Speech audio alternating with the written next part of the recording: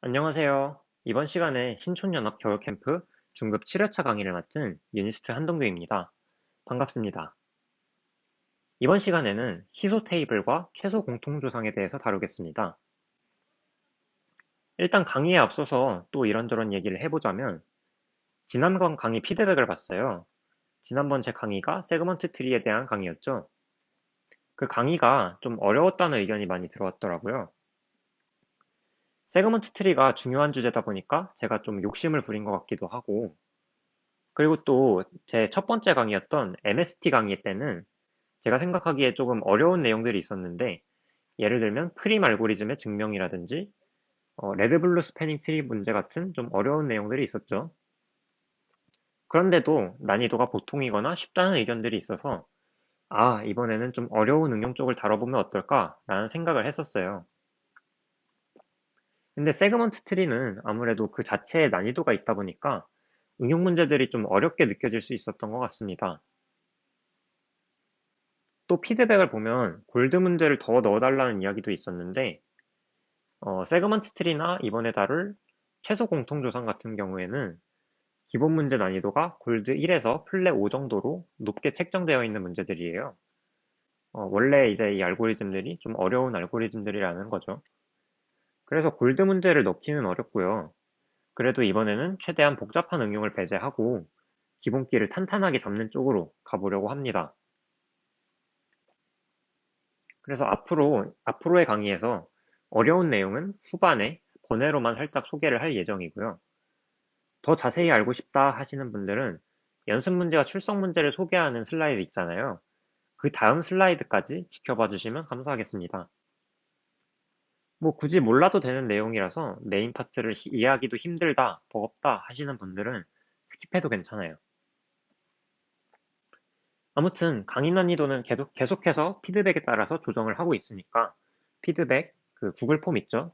거기 꼭 적극적으로 설문 참여를 해주시고, 듣는 사람이 많은데 한 피드백은 많아야 8개? 그 정도밖에 안 들어오고 있어요. 그래서 그냥 난이도 숫자만 표기하고 밑에 의견 안 적고 내셔도 괜찮으니까 피드백 꼭 참여해 주시고요. 물론 어떤 부분이 어려웠는지 이런 거를 더 적어주시면 훨씬 도움이 됩니다. 막 지난번 세그먼트 트리 때는 연속합과 쿼리 문제가 어려웠어요. 이런 식으로 문제를 콕 집어 주셔도 좋고요. 네, 그 문제 좀 어려웠죠. 자, 그러면 강의를 한번 시작해 보도록 하겠습니다. 자, 그래서 이번 강의의 메인 주제는 최소 공통조상, 줄여서 LCA라고 부르는데, 이 LCA를 알아보기에 앞서서 관련된 주제인 희소 테이블, 스파스 테이블에 대해서 알아보도록 합시다. 왜냐면 이 희소 테이블을 알아야지 LCA를 어떻게 구할 수 있는지를 알 수 있거든요. 그래서 연습 문제를 통해 한번 알아볼 거예요. 첫 번째로 최소값 문제입니다. n개의 수로 이루어진 배열이 있고 구간 쿼리가 여러 개 주어질 때 구간 안에 있는 수 중 최소값을 찾는 문제죠. 어디서 많이 본 느낌이죠? 네, 저번에 말했듯이 구간 최소값을 세그먼트 트리로 찾을 수가 있습니다. 최소값을 세그트리로 어떻게 찾는지 한번 복습을 해봅시다. 그래서 일단 이렇게 세그트리를 그려줄 거예요.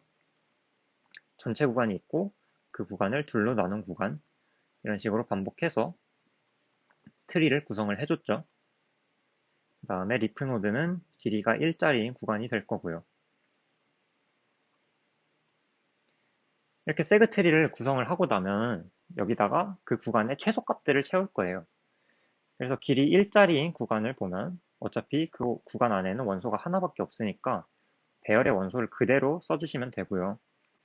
그 다음에 나머지 노드들은 역순으로 채운다고 했죠.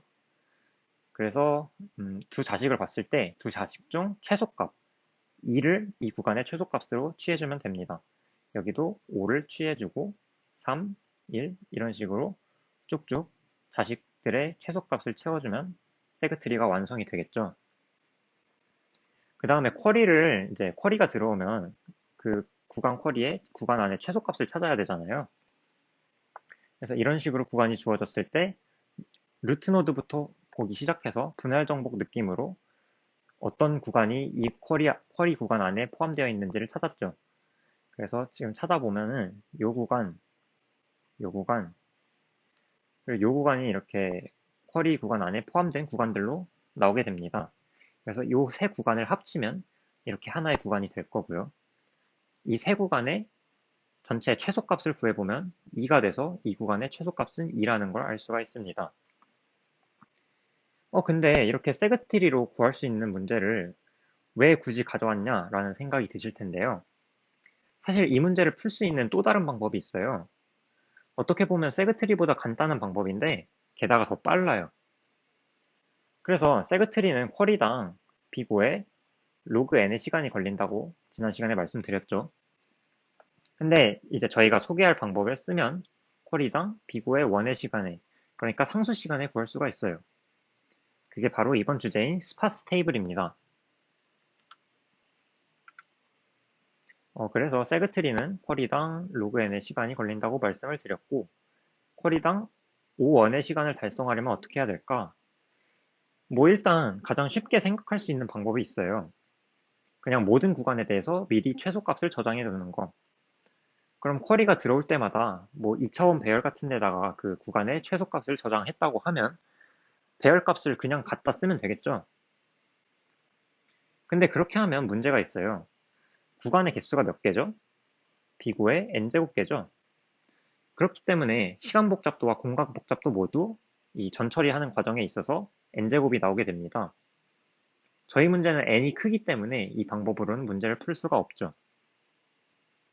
그래서 중요한 건 뭐냐? 비고의 n제곱보다 빠른 전처리로 빠르게 할 수 있는가? 이것도 관건이 되겠죠. 그러면 이 스파스 테이블에서 어떻게 n제곱보다 빠른 전처리로 쿼리당 5원의 시간을 달성하는지를 알아볼 거예요. 이 스파스 테이블의 중요한 이제 핵심적인 부분은 2의 거듭제곱이에요. 그래서 구간들을 2의 거듭제곱 길이의 구간들을 볼 건데 길이가 1, 2, 4, 8인 구간들이 있겠죠. 왜냐면 지금 n이 8이니까 구간이 8을 넘어가 버리면은 이 배열의 범위 안에 포함될 수가 없잖아요. 그래서 길이가 1, 2, 4, 8인 구간들을 볼 건데 길이가 1인 구간을 먼저 봅시다. 이런 식으로 총 8개의 구간이 있을 거예요. 그 다음에 길이가 2인 구간을 보면은 또 이런 식으로 7개의 구간이 나옵니다. 근데 잘 보시면은 구간들이 겹칠 수가 있죠. 이게 세그먼트 트리와의 큰 차별점이 돼요. 그래서 세그 트리에서는 이렇게 겹치지 않는 구간들을 4개를 선택해 줬었는데 스파스 테이블에서는 이렇게 겹치는 구간들까지 해서 총 7개의 구간을 선택을 해주게 되고요. 그 다음에 길이가 4인 구간도 마찬가지로 이런 식으로 겹쳐서 여러 개가 주어지게 될 겁니다. 길이가 8인 구간은 이거 하나밖에 없겠죠. 근데 n이 만약에 8이 아니라 뭐 9나 10이었다면 길이가 8인 구간도 여러 개가 나올 수 있는 거고요. 그래서 이 2의 거듭제곱이 n보다 작은 2의 거듭제곱이 총 비고의 로그 n개고 각각마다 비고의 n개만큼의 구간이 나오기 때문에 총 이제 스파스 테이블에서 고려해야 되는 구간의 개수는 비고의 n 로그 n개가 돼요. 그리고 이 각각의 구간들에 대해서 최소값을 구할 거예요. 얘네들에서 해서 전부 최소값을 구할 겁니다. 이런 과정을 이제 전처리를 할 건데 그 전처리 과정은 나중에 알아보고 이 최소값을 미리 구해놓으면 무얼 할 수 있는지를 먼저 알아볼 거예요. 그래서 예를 들어서 구간 쿼리가 이런 식으로 주어졌다고 해봅시다. 길이 6자가 이런 식으로 주어졌어요. 그러면 6보다 작거나 같은 어떤 2의 거듭제곱을 선택을 할 건데 그런 2의 거듭제곱이 뭐 1, 2, 4 이런 식으로 세 가지가 있잖아요. 이 중에서 가장 큰 거를 골라요. 그래서 4를 2의 2제곱인 4를 6보다 가장 작거나 같은 2의 거듭제곱으로 고르게 됩니다. 그럼 길이 4짜리 구간 있잖아요. 이 길이 4짜리 구간으로 뭘 할 수가 있냐면 이 길이 6짜리 구간을 길이 4짜리 구간 2개로 덮을 수가 있어요. 어떻게 덮냐? 요거 하나랑 요거 하나로 이렇게 덮을 수가 있죠. 이게 되는 이유가 뭐냐면 4가 6보다 작거나 같은 2의 거듭제곱 중에서 가장 큰 놈이기 때문에 만약에 얘를 2배 하면 2의 세제곱이 되는데 얘는 6보다 클 수밖에 없죠. 그 말은 길이가 4인 구간 2개를 놓으면 그 길이의 합이 6보다 커질 수밖에 없다는 거예요. 그래서 구간 2개만으로도 길이가 6인 구간을 덮을 수가 있습니다. 이렇게 하면 장점이 뭐냐? 이 구간 길이가 4인 구간 2개의 최소값을 이제 각각 구했을 거 아니에요. 얘는 이제 최소값이 1이고 여기다가 표시를 합시다. 얘는 최소값이 1이고 얘는 최소값이 2죠. 그럼 이 두 개의 최소값의 최소를 취하면 이 길이 6짜리 구간의 최소값을 알 수가 있는 거예요. 왜냐? 이렇게 중복된 부분이 있잖아요.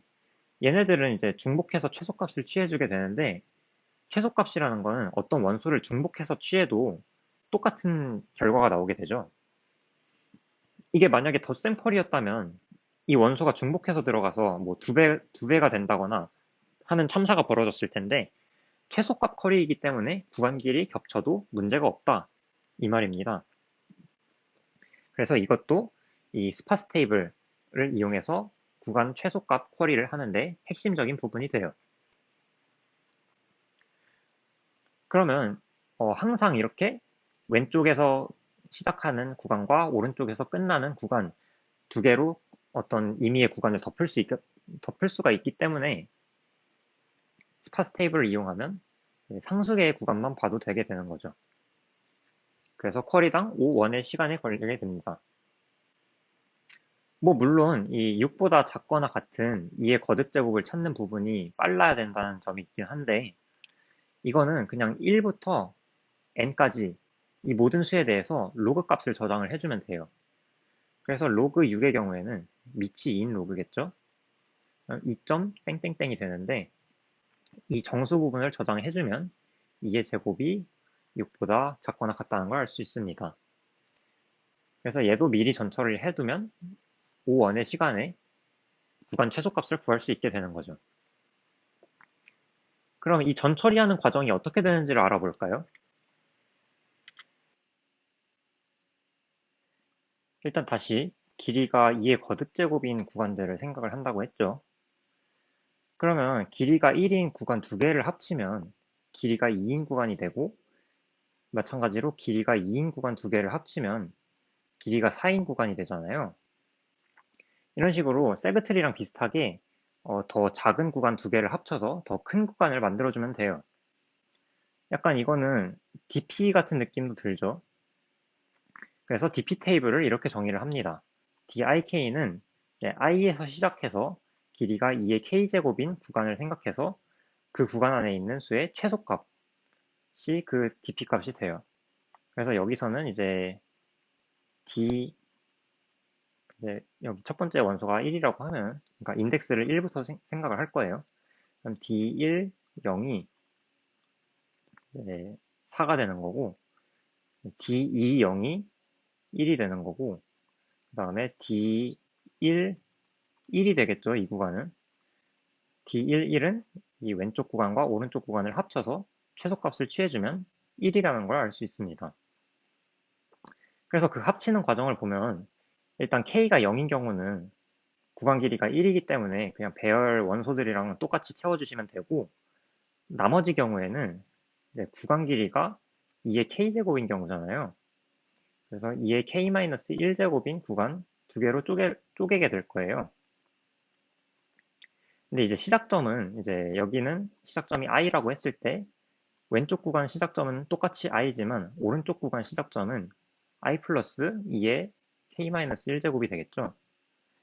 그래서 i에서 시작해서 길이가 2의 k-1제곱인 구간과 i 플러스 2의 k-1제곱에서 시작해서 길이가 2의 k-1제곱인 구간 그 두 구간의 최소값을 취해주면 이 구간의 최소값이 되는 겁니다. 자, 이런 식으로 전처리를 하는데 이거는 사실 for문으로 이중 반복문으로 구할 수가 있어요. k를 1씩 늘려나가고 i도 마찬가지로 1씩 늘려나가는 식으로 해서 이중 반복문으로 구하면 전처리 시간에 n로그 n의 시간 복잡도가 들게 됩니다. 왜 n로그 n이냐? 이 k 값이 변할 수 있는 게 최대 로그 n만큼이기 때문에, 그리고 i 값이 변할 수 있는 건 n만큼이기 때문에 그런 거예요. 그래서 이 전처리를 구현을 하고 쿼리를 처리하는 과정을 이제 두 구간에 겹치는, 이제 이런 식으로 겹치는 구간에 최소값을 취해주는 방식으로 구현을 하면 이 문제를 풀 수가 있게 됩니다. 그것도 쿼리당 5원의 시간이에요. 자, 이렇게 구간 최소값을 찾는 쿼리 문제를 스파스 테이블로 상수 시간에 푸는 방법을 알아봤고요. 이런 문제를 RMQ라고 불러요.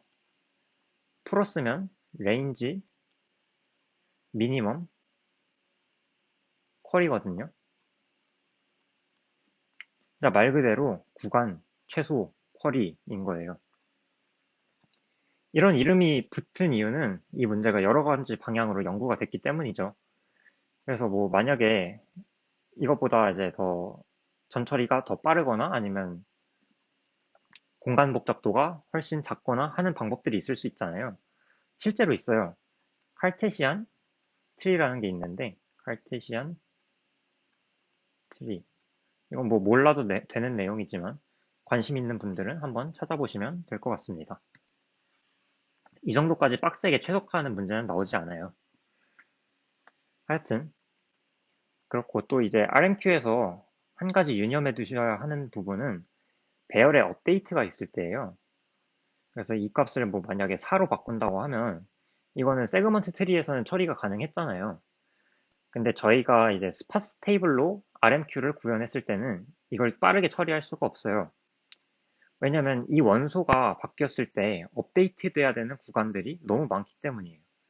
길이가 1인 구간은 이거 하나밖에 없겠지만, 길이가 2인 구간은 이렇게 두 개가 있을 거고, 길이가 4인 구간은 여기서부터 여기까지 총 4개가 있을 거고, 이런 식으로 업데이트 돼야 되는 구간이 총 비고에 n개밖에, 아니, n개나 되기 때문에, 네, 이 스파스 테이블로 구현한 RMQ에서는 배열 원소 업데이트를 빠르게 수행할 수가 없습니다.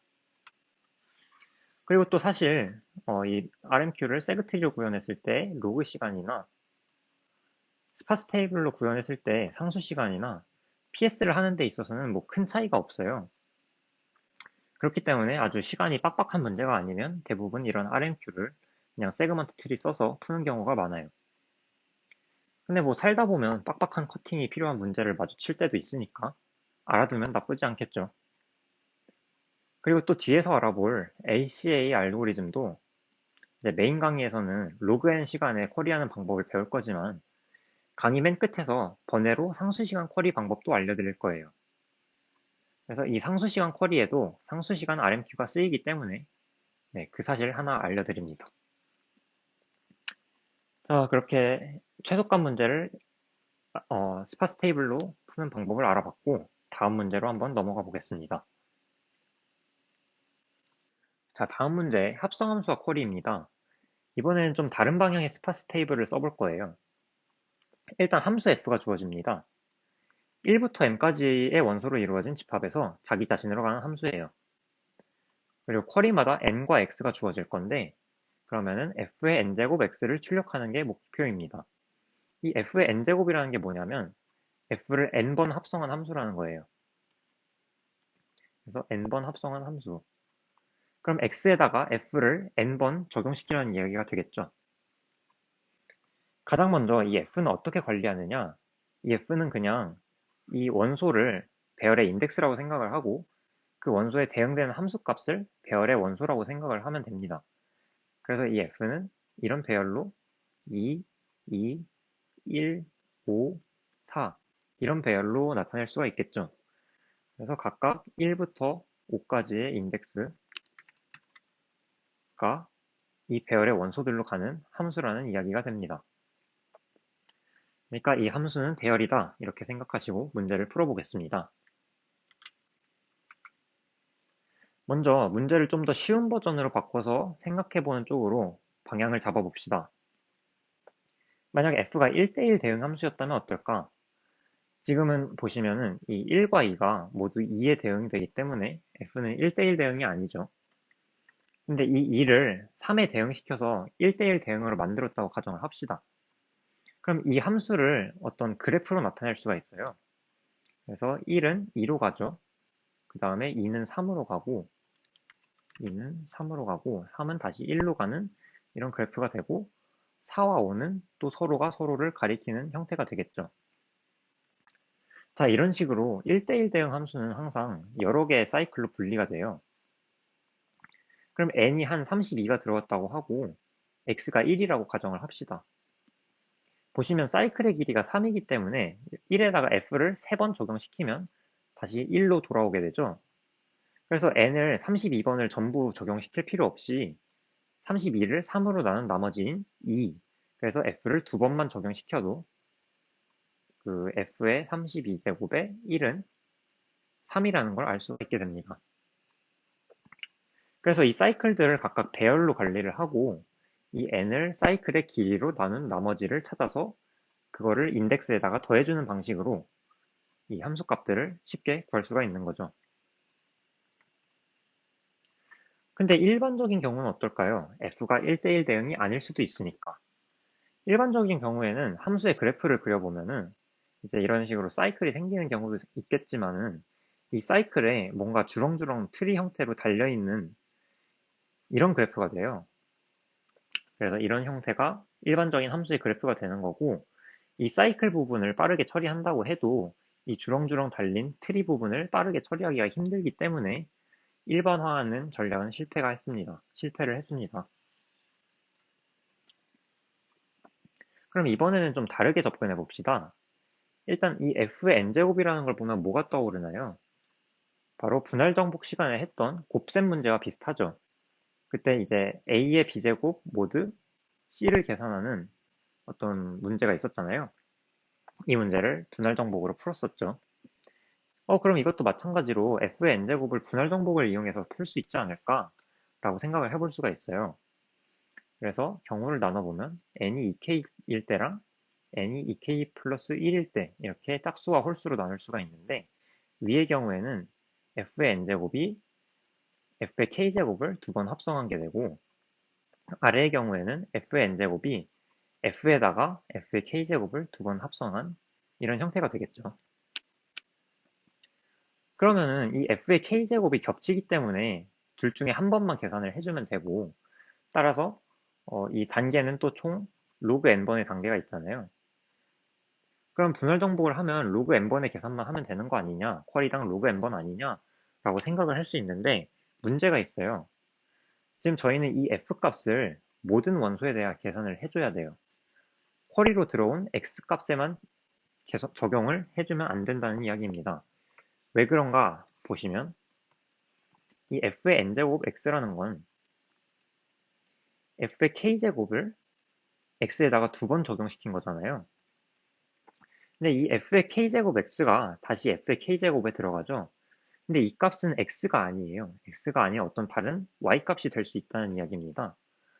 그래서 이 f의 k제곱을 x에 대한 값뿐만 아니라 y에 대한 값도 구해야 되고 그래서 결국 모든 원소에 대한 값이 필요하게 됩니다. 그럼 이 모든 원소 개수가 m개이기 때문에 분할 정복 단계인 로그 n과 곱해주면 쿼리당 m 로그 n의 시간이 걸려요. 이건 너무 오래 걸리죠. 그래서 이런 식으로 반복적인 쿼리에 대응하기 힘들다는 점이 있어요.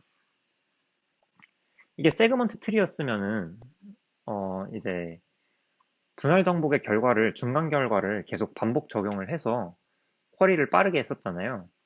이것도 마찬가지로 분할 정복의 중간 결과를 반복적으로 적용해서 빠르게 만들 수 있지 않을까라는 발상을 해볼 수가 있는데 그럼 n이 만약에 이제 17이랑 29가 들어갔다고 해봐요.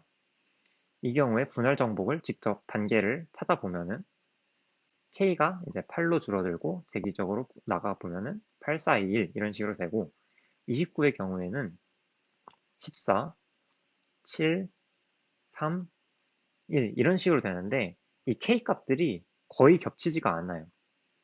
그래서 쿼리가 여러 개가 들어와도 어떤 겹치는 계산 결과가 없기 때문에 반복적인 쿼리에 대응하기가 힘들다는 점입니다. 근데 이 분할 정복과 비슷하면서 좀 다른 방법이 있어요. 바로 2의 거듭제곱, 이걸 또 사용하는 게 핵심이 됩니다. 이게 무슨 말이냐면 모든 자연수는 이진수로 표현 가능하다는 성질을 이용을 할 거예요. 그래서 다시 A의 B제곱 모드 C 문제로 돌아가 봤을 때 이 B를 이진전개를 해볼 거예요. 그럼 이런 식으로 뭐 10101이라고 이진전개가 됐다고 칩시다.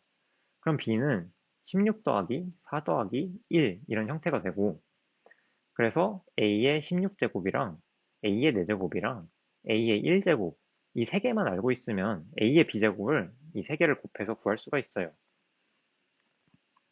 그래서 보시면 이 A의 16제곱 이런 것들은 결국 A의 2K제곱 꼴이잖아요. 그래서 이런 것들을 미리 계산해 준다면 어떤 B가 들어와도 B를 이진전개해서 A의 2K제곱 꼴을 전부 곱하는 식으로 문제를 풀 수가 있겠죠.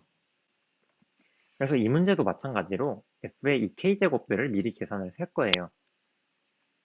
이거는 마찬가지로 그 희소 테이블의 아이디어를 응용을 하면 되겠죠. F의 2K제곱이라는 거는 F의 2의 K-1제곱을 두 번 합성한 게 되니까 얘네들을 미리 알고 있으면 얘를 구할 수 있는 거죠. 그래서 이번에도 DP 느낌으로 이 희소 테이블을 채워봅시다. 그래서 F의 IK라는 거는 F의 2K제곱에다가 i를 적용시킨 이런 함수값이 되는 거고, 네, 이렇게 정의를 하면은 F의 IK는 이런 관계식을 얻어낼 수가 있어요. 이게 뭐냐면 F의 2의 K-1제곱을 i에다가 두 번 적용시킨 거죠. 그래서 이 부분이 되는 거고, 이 부분이 되는 거고, 그리고 여기다가 다시 F의 2의 K-1제곱을 적용을 해서 이렇게 식을 세울 수가 있는 겁니다. 그럼 이 F의 IK들을 전부 계산하는데 시간 복잡도가 얼마가 들겠어요? 일단 K가 로그 n개에 있고 I가 m까지 있으니까 결국 전 처리하는데 이 m 로그 n의 시간이 들게 됩니다. 자, 그러면 쿼리로 n과 x가 들어왔을 때 이 n을 이진전개해서 f를 2의 거듭제곱번 합성한 함수를 반복 적용하는 형태로 바꿔줄 수가 있겠죠. 예를 들어서 n이 또 다시 n이 10101이라고 했을 때 f의 이거는 이제 16제곱 16제곱은 이제 2의 4제곱이죠.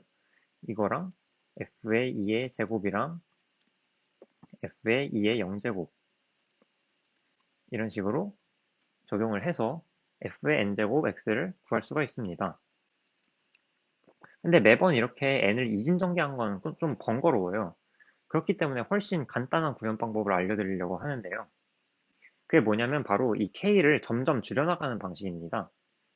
그래서 n이 10101이라고 했을 때 얘는 얼마죠? 21인가? 네, 그쵸. 21이죠. 이럴 때 일단 k가 이 n보다 큰 어떤 2의 거듭제곱에서 시작을 해요. 그러면 2의 5제곱인 32에서 시작을 합니다. 32는 n보다 크기 때문에 얘는 n을 이진전개한 수에 들어가지 않아요. 그 다음에 2의 4제곱을 보면은 16이 돼서 이진전개한 수에 들어가고 n에서 이걸 빼주게 되죠. 그럼 5가 남게 되죠. 그 다음에 2의 세제곱을 보면은 8인데 5보다 크니까 넘어가고 2의 제곱을 보면 4니까 5보다 작아서 이제 이걸 또 이진전개한 거에 포함을 시키죠. 그럼 1이 남고 또 2의 1제곱은 제외하고 2의 0제곱을 마지막으로 적용을 해서 이진전개가 이루어지게 됩니다. 이 과정을 k를 점점 줄여나가면서 하게 되는 거죠. 그래서 x에서 이제 f를 n번 적용시키게 될 건데 이렇게 n번, 총 n번을 적용을 시킬 거예요. 그러면 f의 n제곱 x가 나오겠죠. 이 과정을 처음에 k가 5일 때 32번 적용을 시키잖아요. 근데 32번은 21번보다 크기 때문에 이만큼은 점프를 하지 않을 거예요. 그 다음에 k가 4일 때 16번 적용을 할 건데 그러면 이 위치에 있는 f의 16제곱 x가 구해지게 됩니다. 그리고 n에서 16을 빼서 이제 남은 수가 5로 계산이 되겠죠. 그 다음 여기서 또 k를 3으로 줄였을 때는 8이 5보다 크니까 이만큼 점프를 하면 안 되고, 그 다음 또 k를 2로 줄였을 때 4는 5보다 작으니까 이제 f의 20제곱, 20은 16 더하기 4예요. 20제곱 x를 또 구해줄 수가 있는 거고, 이런 식으로 점점 k를 줄여나가면서 k가 0이 될 때까지 하면은 이 f의 n제곱 x를 바로 구해줄 수가 있는 겁니다. 그러니까 반복문 하나로 되는 거예요. 자, 이런 식으로 스파스 테이블을 이용해서 합성함수와 쿼리 문제를 푸는 방법을 알려드렸습니다. 그럼 쿼리당 얼마의 시간이 걸릴까요? k를 이제 로그 n 정도에 시작해서 0까지 줄여주기 때문에 결국 5 로그 n 정도의 시간이 쿼리당 걸리게 됩니다. 이거는 이 문제를 푸는데 충분한 시간이 되겠습니다.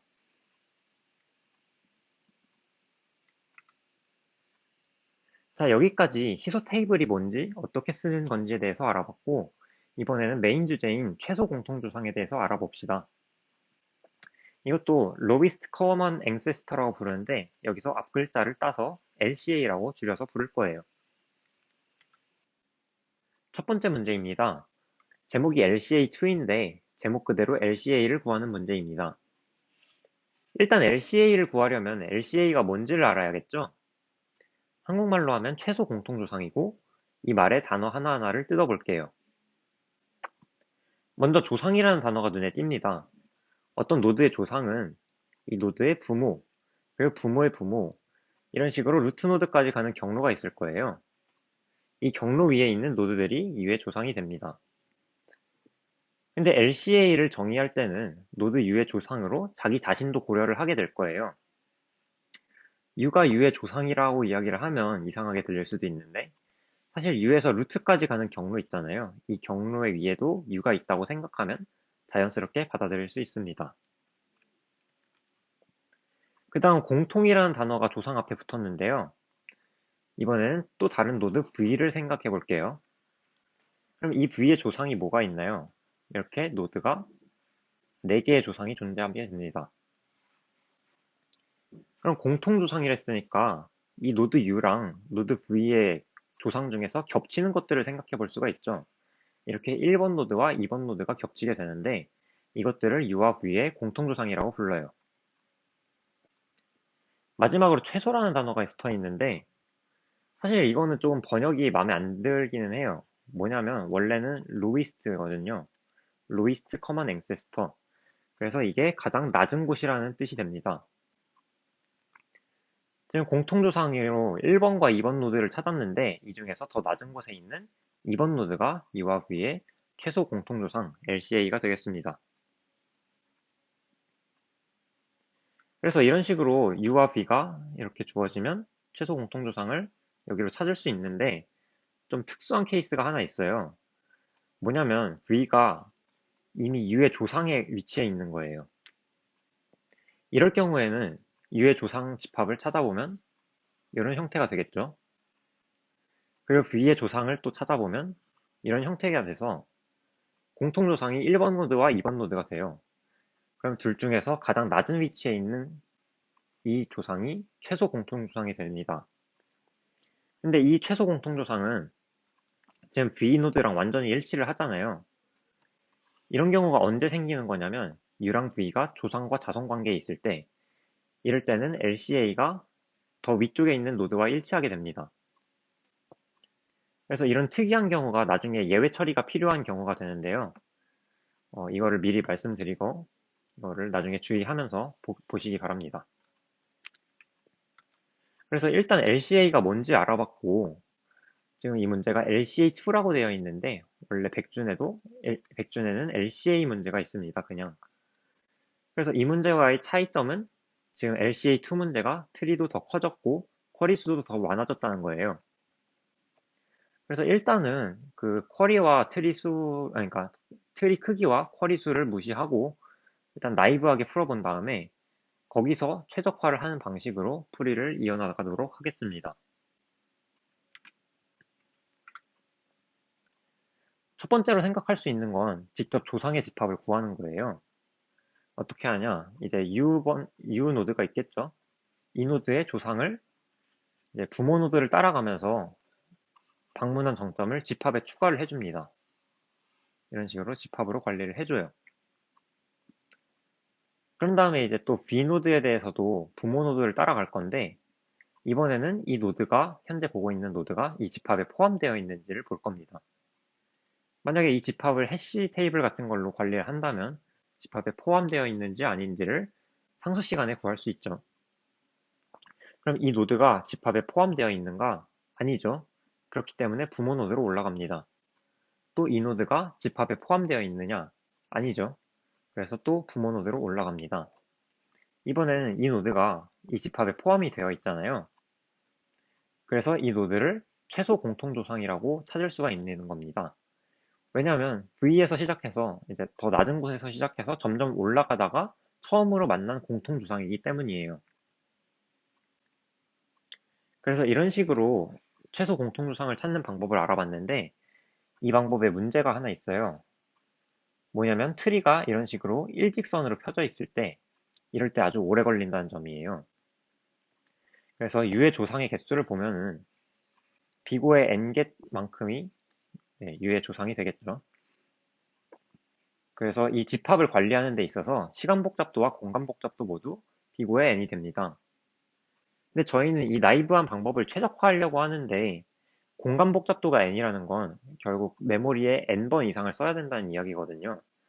그래서 시간 복잡도를 n보다 줄일 수가 없게 됩니다. 그럼 이 방법을 최적화하기에 앞서서 먼저 공간 복잡도를 줄일 방법을 알아봐야겠죠. 그래서 또 다른 관찰을 합니다. 어떤 관찰을 하냐면, 최소 공통조상이라는 건 가장 깊이 있는 공통조상이잖아요. 그렇기 때문에 가장 깊은 곳부터 보다가 점점 올라가다가 어느 순간 이 깊이에서 공통조상을 찾았어요. 그럼 이 노드가 바로 최소 공통조상이 되는 거죠. 그래서 이걸 좀 더 구체적으로 말해보면 어떻게 되냐면, 일단 두 노드가 U랑 V가 있다고 할 때 둘 중에 더 깊이 있는 노드를 찾아요. 그걸 임의로 U라고 할게요.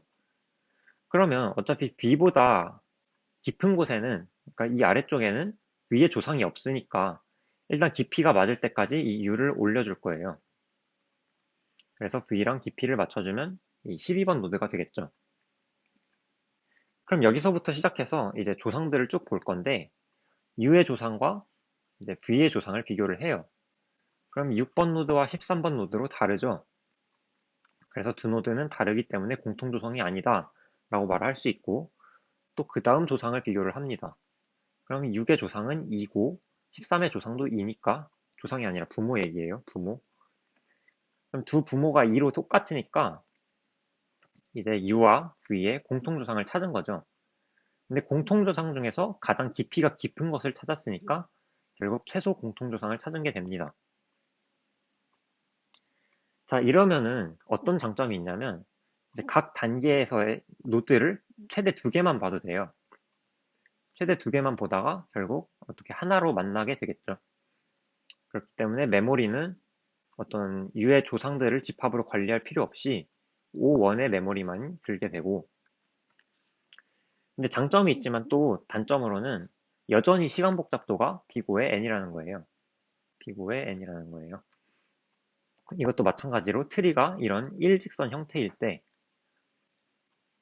루트 노드가 어떤 LCA가 되는 거고, 이 경우는 모든 깊이를 다 봐야 되잖아요. 근데 이 깊이의 개수가 또 비고의 n이기 때문에 시간 복잡도는 여전히 비고의 n이 될 수밖에 없습니다. 그런데 이 방법을 더 최적화를 할 수가 있어요. 그래서 그걸 어떻게 하냐를 알아볼 건데, 이렇게 두 가지 관찰이 있습니다. 첫 번째 관찰은 LCA의 조상들이 모두 공통조상이라는 점이에요. 그래서 두 노드가 U랑 V가 이런 식으로 주어지고, 두 노드의 LCA가 이렇게 있으면 이 LCA의 조상들을 생각할 수 있겠죠.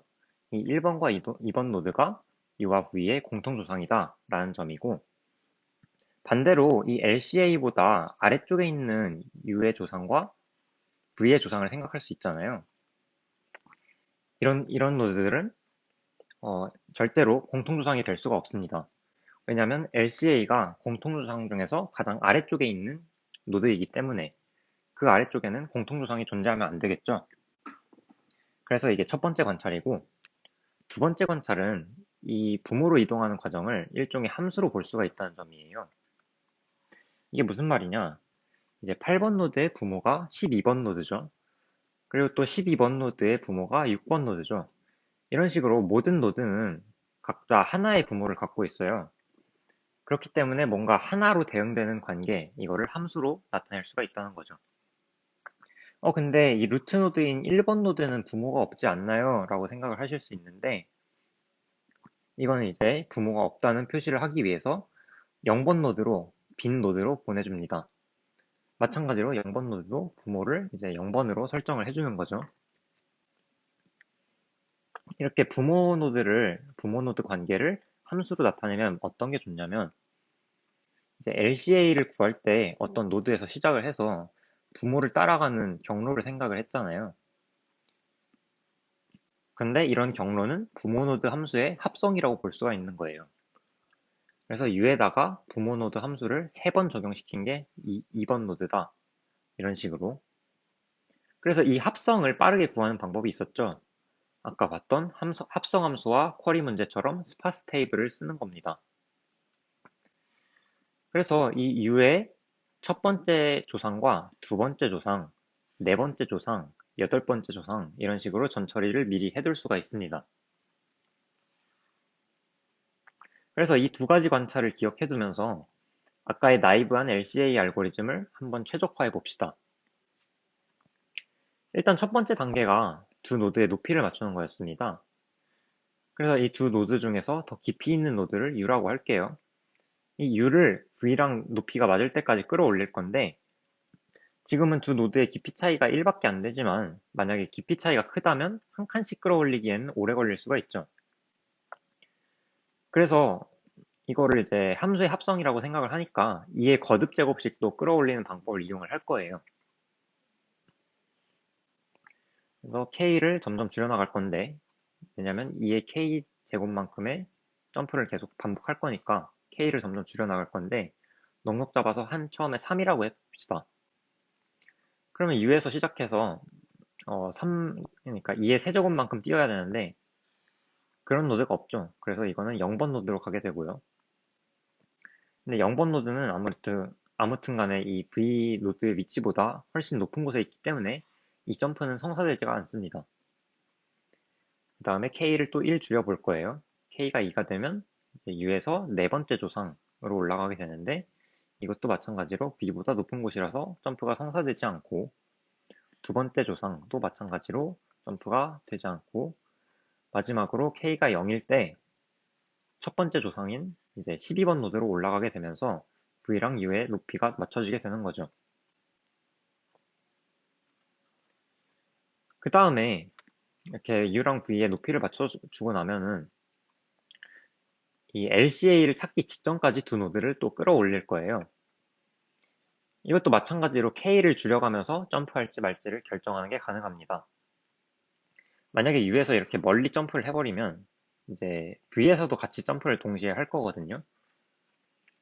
왜냐면 같은 깊이에 있는 어떤 조상 노드를 봐야 되니까. 근데 멀리 점프를 해버리면 LCA보다 위에 도달하게 되잖아요. 그럼 이 관찰 1이 뛰어들게 됩니다.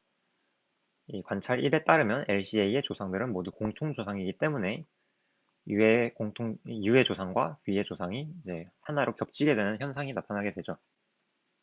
그래서 이런 경우에는 LCA보다 위에 있거나 LCA에 있기 때문에 이 점프를 하지 않는다는 말이 되고 반면에 여기서 점프를 짧게 하면은 이제 서로 다른 두 노드가 나올 거 아니에요. 이런 경우에만 점프를 시켜주는 겁니다. 그래서 이것도 마찬가지로 K를 점점 줄여나갈 건데 K가 3일 때 이제 U랑 V가 모두 0번 노드를 가리켜서 같은 노드를 가리키게 되기 때문에 점프를 하지 않아요. K가 2일 때도 마찬가지입니다. 그 다음에 K가 1일 때는 두 번째 조상을 보잖아요. 그래서 두 번째 조상인 2번 노드가 되는데 이것도 마찬가지로 조상이 똑같이 일치를 하기 때문에 이 LCA의 조상으로 가는 점프가 되죠. 근데 저희는 이 LCA로 가는 점프가 아니라 LCA 직전까지만 점프를 할 거기 때문에 이 점프도 성사되지가 않습니다. 마지막으로 K가 0일 때는 이제 U의 바로 부모와 V의 바로 부모를 향해서 점프를 하겠죠. 그럼 두 노드가 다르기 때문에 이거는 LCA보다 아래쪽에 있다라는 것을 확인할 수가 있고, 그래서 이 점프는 성사가 됩니다. 그래서 U랑 V를 이렇게 한 칸씩 올려주는 결과가 나오겠죠. 이렇게 올려주고 나면 LCA 직전까지 올려줬기 때문에 이 U노드의 부모가 바로 우리가 구하고자 하는 LCA가 된다는 사실을 확인할 수 있습니다. 자, 이렇게 LCA를 찾는 방법을 알아봤는데 한 가지 유의할 사항이 있습니다. 뭐냐면 첫 번째 스텝인 U와 V의 깊이를 맞춰주는 과정에서 이미 U와 V가 겹쳐버릴 수가 있다는 거예요.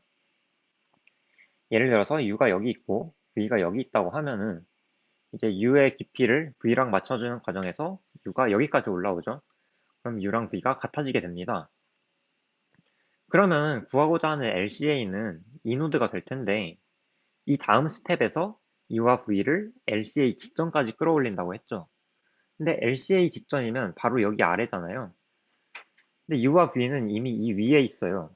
그러니까 LCA 직전까지 끌어올린다는 게 불가능하게 되죠. 그래서 딱 이런 경우만 예외 처리를 해줄 거예요. 그래서 이제 지금까지 본 내용을 구체적인 알고리즘의 형태로 알아볼 거예요. 우선은 각 정점의 깊이와 부모를 알고 있어야겠죠. 그렇기 때문에 뭐 DFS 같은 걸 통해서 정점의 부모와 깊이를 미리 알아냅니다. 그 다음에는 PIK 배열을 채울 건데요. 이게 뭐냐면 i번 정점에 2의 k번째 조상 노드를 의미합니다. 그래서 이 스파스 테이블을 채우는 관계식도 아까 합성함수와 쿼리에서 봤던 것과 똑같은 형태가 나옵니다. 이렇게 전 처리를 하고 나면 아까 설명드렸던 첫 번째 스텝 UV 중 낮은 곳에 있는 정점을 같은 높이까지 끌어올리는 과정이 필요하겠죠. 이때 K를 이제 점점 줄여나가면서 가장 긴 점프부터 시도를 하고 점프가 안 되면 안 하고 점프가 되면 점프하고 이렇게 깊이를 맞춰주시면 되고요. 그 다음에 예외 처리를 한다고 했잖아요. 이제 U에서 U랑 V의 깊이를 맞췄더니 같아지는 경우 이런 경우에는 우선 리턴을 합니다. 이런 경우에는 U랑 V가 그 자체로 LCA가 되기 때문에 바로 리턴을 해줄 수가 있죠. 자, 이렇게 예외 처리를 하고 나면 이제 U랑 V가 같아지기 직전까지 두 정점을 끌어올린다고 했죠. 그래서 만약에 이제 또 U랑 V가 여기 있다. 그러면 또 아니지. U는 이제 V랑 레벨이 맞으니까 여기 있겠죠. 그럼 가장 긴 점프부터 또 시도를 합니다. K를 줄여나가면서. 그래서 여기서 길이가 뭐 4인 점프를 했다. 그랬더니 같은 노드가 나왔다. 그러면은 네, 이 점프는 할 수 없는 점프가 되는 거고 그 다음에 길이가 2인 점프를 했다. 그랬더니 다른 노드가 나왔다. 그럼 이 점프는 할 수 있는 점프가 되는 거죠.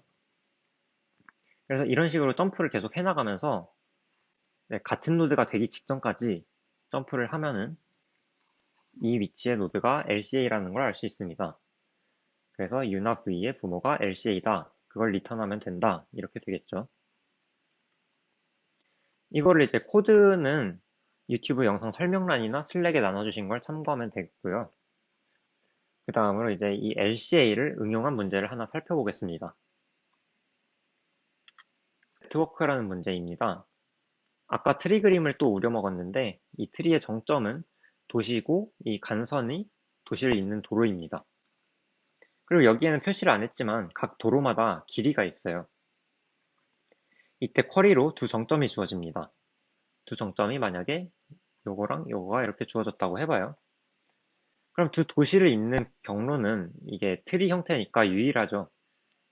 그래서 이런 유일한 경로가 만들어지는데 이 유일한 경로에서 가장 짧은 도로와 가장 긴 도로가 무엇인지를 묻는 문제입니다. 그래서 만약에 도로의 길이가 여기가 3이고 2, 7, 10, 5였다면 여기서 가장 짧은 도로는 이 길이가 2인 도로가 되고 가장 긴 도로는 여기 길이가 10인 도로가 되겠죠. 이번에는 뭔가 직접적으로 LCA를 구하라는 느낌의 문제가 아니죠. 그 대신에 두 정점을 잇는 경로에 대한 쿼리입니다. 근데 트리에서 두 정점을 잇는 경로는 항상 LCA에 대한 문제로 바꿔서 생각할 수가 있어요. 왜냐? 이제 두 정점을 잇는 경로는, 이런 경로는 항상 U에서 시작해서 쭉쭉 올라가다가 LCA를 만난 다음에 LCA에서 바로 이제 V로 내려가는 형태가 되거든요. 그래서 이 문제는 U에서 LCA로 가는 경로의 도로 길이, 그리고 V에서 LCA로 가는 경로의 도로 길이들을 생각해 주시면 되는 문제가 되겠습니다. 자, 그럼 그 경로에 있는 도로의 최대 길이와 최소 길이는 어떻게 구할까요? 그걸 찾기 위해서 LCA를 구하는 과정을 변형해 볼 거예요. 자, 잘 생각해 보면 U와 V에서 LCA를 찾기까지 그 과정에서 보면 위로 점프를 하잖아요. 계속 점프를 윗방향으로 하는데, 그래서 첫 번째 단계에서 U와 V의 길이를, 이제 깊이를 맞춰주기 위해서 점프를 하고, 또 두 번째 단계에서 이 LCA의 직전까지 가기 위해서 점프를 하죠. 그리고 마지막으로 이 두 노드의 부모가 LCA가 된다라고 이야기를 했었는데, 이런 식으로 윗방향으로만 점프를 하게 됩니다. 그래서 그 점프마다 거친 도로의 최대 최소 길이들을 관리해주면 전체 경로의 도로의 최대 최소들을 알아낼 수가 있는 겁니다. 그래서 이제 부모가 아니라 조상으로 가는, 2의 k번째 조상으로 가는 정점을 관리를 해주고, 또 그 정점까지 점프를 했을 때 그 점프에 포함된 도로 중 최소값, 그리고 점프에 포함된 도로 중 최대값, 이렇게 세 개의 값을 관리를 해주면, 얘네들을 이제 추가적으로 스파스 테이블로 관리를 해주는 거예요. 그러면은 LCA 과정에다가 그 전처리 과정을 살짝 변형해서 이 스파이스 테이블도 미리 채울 수가 있습니다. 그리고 또한 LCA 과정 자체도 살짝 변형을 해서 점프할 때마다 이 스파스 테이블의 값을 참조해서 최대 최소 길이를 구해주는, 관리해주는 그런 문제가 되겠습니다.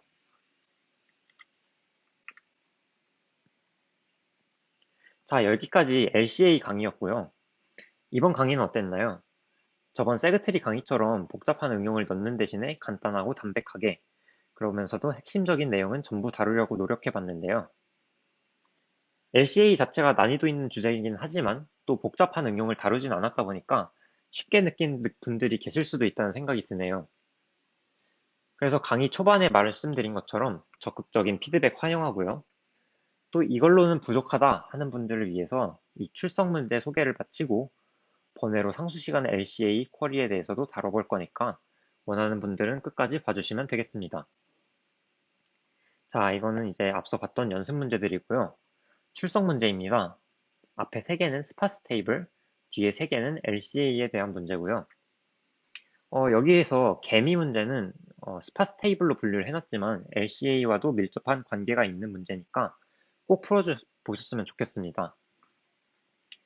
그리고 이 스와피티 수학 문제는 더 쉬운 풀이가 존재하긴 하는데 원하시는 분들은 쉬운 풀이를 생각해봐도 좋고, 아니면 그냥 생각 없이 스파스 테이블을 때려박아도 좋습니다. 자유롭게 풀어주시면 됩니다. 그리고 마지막 문제로 이 그래프와 MST라는 문제를 넣었는데, 이건 이전 주제 중 하나였던 MST와 연계되는 내용이죠. 좀 어려울 수 있는 내용이지만 그래도 재밌는 문제니까 강력 추천드립니다. 한번 고민해 보시기 바랍니다. 자, 이렇게 연습 문제와 출석 문제가 있고요. 수업 듣느라 고생 많으셨습니다. 감사합니다. 이제 마지막으로 번외 주제인 상수 시간 LCA에 대해서 다뤄보겠습니다. 일단 앞서 알아본 LCA 알고리즘은 nlogn 전처리에 logn 쿼리가 들었었죠. 근데 logn이 아니라 비고의 원 쿼리도 가능하다는 사실. 그럼 어떻게 할까요?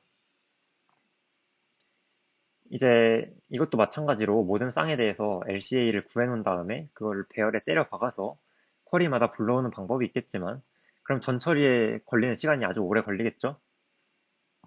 그래서 그거 말고 좀 더 효율적인 방법을 찾아야 합니다.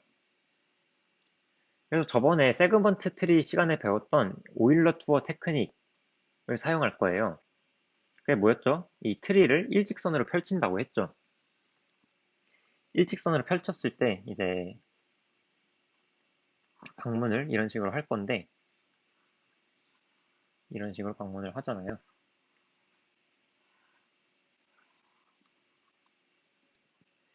그러면 여기서 8번 노드와 9번 노드의 LCA를 구한다고 해봅시다. 아니다, 8번 말고 12번 노드로 할게요. 그럼 이제 12번 노드를 처음 방문할 때가 여기죠. 그리고 9번 노드를 처음 방문한 시점이 여기죠. 그럼 이 사이에 있는 구간들을 전부 봐요. 이 사이에 있는 구간들을 전부 봤을 때 가장 깊이가 얕은, 그러니까 가장 높이 있는 이 노드가 LCA가 됩니다. 그래서 이것도 어떤 일종의 구간의 형태가 되고 그 안에서 최소값을 찾는 거니까 RMQ를 또 생각을 해볼 수가 있겠죠. 그래서 오일러 투어 트릭과 아니지, 트릭이 아니라 테크닉이죠. 오일러 투어 테크닉과 레인지 미니멈 쿼리를 활용하면 LCA를 구할 수 있다. 근데 이 레인지 미니멈 쿼리는 아까 5원 시간에 하는 걸 배웠기 때문에 5원 시간에 쿼리가 된다는 사실입니다.